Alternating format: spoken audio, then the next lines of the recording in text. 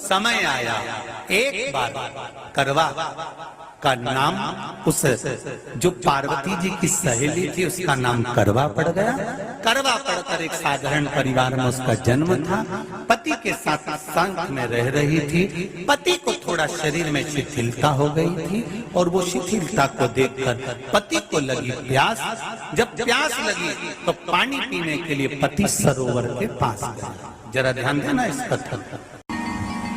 पति गया सरोवर के पास में। कई लोग करवा चौथ की बहुत हंसी उड़ाते हैं, माताओं की बड़ी हंसी उड़ाते हैं। उनसे निवेदन है मेरा, हमारे सनातन धर्म के जितने व्रत हैं, हमारे सनातन धर्म के इस भारत की भूमि से जितने नियम धर्म जितने निकले हैं, जितने व्रत निकले हैं, साधना निकली है, ये साधारण नहीं है। इसलिए बार बार कहते हैं चंदन है इस देश की माटी, तपोभूमि हर ग्राम है, हर बाला देवी की प्रतिमा, बच्चा बच्चा राम है। कोई साधारण नहीं है, कोई अब पार्वती जी की वो सहेली का नाम जन्म लेते लेते लेते लेते एक बार करवा पड़ गया। पति थोड़ा सा शिथिल था, शरीर में थोड़ा रोग हो गया था। पानी पीने के लिए सरोवर पर गया। सरोवर में जैसे पानी पीने के लिए गया, एक मगर ने उस पति का पांव पकड़ लिया। करवा पार्वती जी की सखी थी, जन्म लिया मृत्यु लोक में, नाम करवा पड़ गया। करवा चतुर्थी का व्रत करने से अखंड सौभाग्य हो जाता है। मात्र पार्वती जी की सहेली का व्रत। करवा गई, करवा ने देखा कि मेरे पति का पांव मगर ने पकड़ रखा है और करवा शिव की उपासक थी। करवा शंकर के उपासक और शंकर भगवान से ज्यादा करवा माता पार्वती जी की उपासक थी, क्योंकि पार्वती जी की सहेली थी।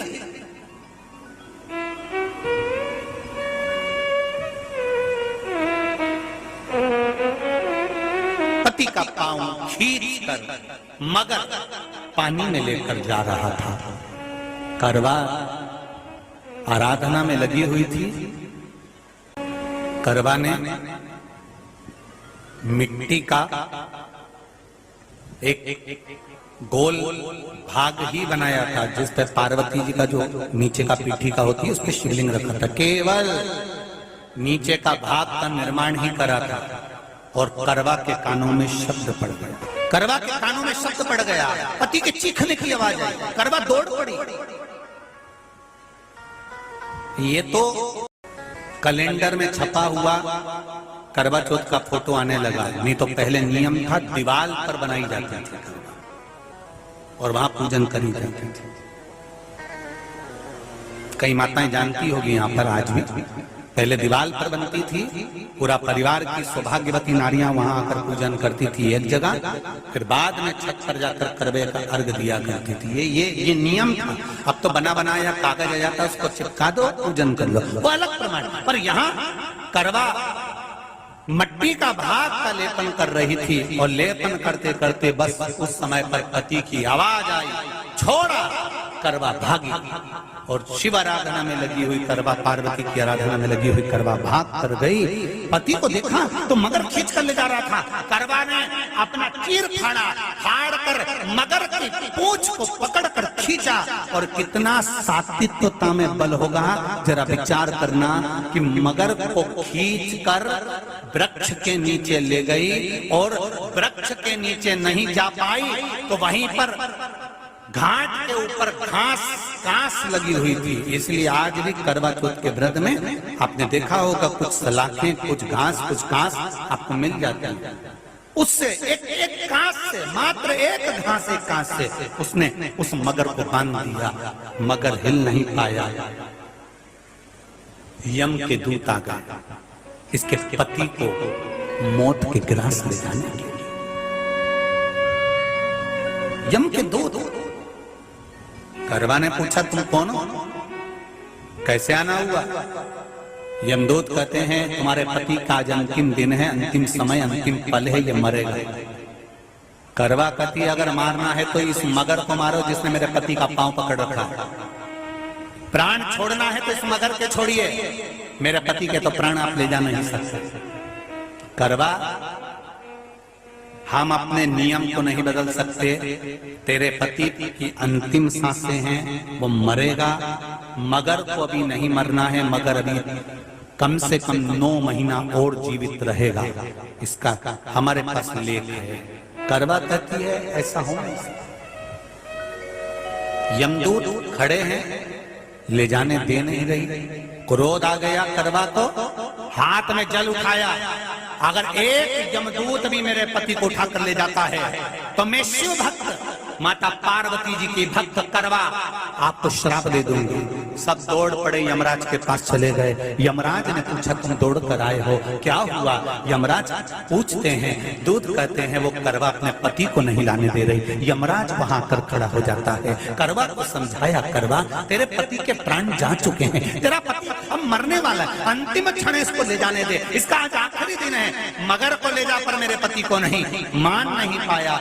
यमराज जब क्रोध पर अड़ गया तब करवा को क्रोध आया और क्रोध में आकर जल लेकर करवा ने श्राप देना चाहा यमराज को।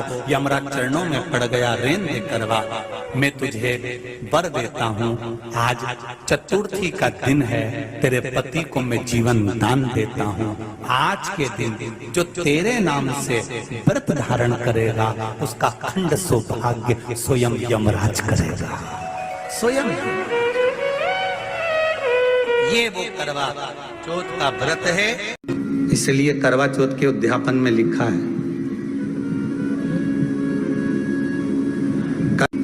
उसका जब उद्यापन होता है तो एक थाली में 13 जगह पर 4-4 पूड़ी रखी जाती है। आप लोगों को तो मालूम होगा, आप लोगों ने करा होगा करवा चौथ का उद्यापन।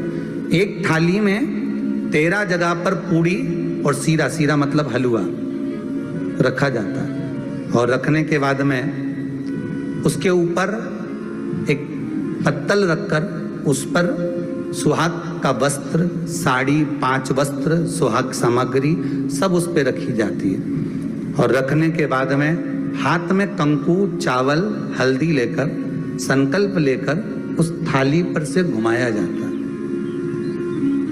कामना करी जाती है, हे चौथ माता, हे करवा चौथ, हे चतुर्थी मां, मेरे जीवन में मैंने आपका व्रत करा है, मेरे इस व्रत को स्वीकार करना, मेरा सौभाग्य का, मेरा मांग का सिंदूर, मेरी भाल की बिंदी, मेरे हाथ का चूड़ा, मेरी पाँव की बिछोड़ी, इसको अमर करना मां। और जो ये वस्त्र मैं दे रही हूं, इस वस्त्र को मैं जो प्रदान कर रही हूँ चौथ माता, इसको स्वीकार कर कर मेरी भी चुनड़ी को लाल बनाए रखना। तब उस साड़ी को, उस वस्तु को, उस सामग्री को उठाकर घर की वृद्ध सास को, जो घर में सासू होती है, उसको दिया जाता है। सास नहीं हो तो किसी सौभाग्यवती नारी को दिया जाता है। उसके बाद में आप फिर ब्राह्मणों का भोजन कराओ, बड़े प्रेम से बुलाओ और ब्राह्मण ब्राह्मणी का भोजन कराओ। अब आज के जमाने में जो करवा चौथ का उद्यापन होता है, उसमें जब समाज की माताएं उद्यापन करती है तो केवल स्त्री को भोजन करा देती है, पुरुष को नहीं कराती। पर करवा चौथ के उद्यापन में लिखा है कि ब्राह्मण का भोजन होना चाहिए, उसके साथ सौभाग्यवती नारी आए, उसकी पत्नी। पर अपन ने तो सोचा कि चौथ माता का उद्यापन है तो केवल स्त्री को खिला दो, उद्यापन का पूर्ण फल मिल जाएगा। नहीं, उसका सुख नहीं और देने का भी फल है महाराज। करवा चौथ का उद्यापन करो तो भोजन करने उसको बुलाओ जो अपने घर का हो, उसको उद्यापन में नहीं गिनो। अपने घर के लोगों तो वैसे ही भोजन करेंगे, घर का व्यक्ति तो वैसे ही भोजन करेगा ना। पर अपन ने उन्हीं को गिना, ने हमारी बड़ी जीजी के गिन लो, ने छोटी जीजी गिन लो, ने भांजी के गिन लो, ने उसके गिन लो, ने उसके गिन लो, ने 13-14 ऐसे इकट्ठा कर लिया। ये सब ये अपने इकट्ठे हो गए, ये तो अपने हो गए। ये तो तुम उद्यापन करोगे तो घर में इनको तो जिमाना ही पड़ेगा क्योंकि तुम्हारे रिश्तेदार हैं। दूसरे को जिमा कर जब हम दान देते हैं, दान उसको लगता है जो दूसरे को दिया गया। कई लोग कहते हैं हमने बहन बेटी के दे दिया, तो बहन बेटी क्या दान लेती है? किस पुराण में लिखा है कि बहन बेटी दान लेती है?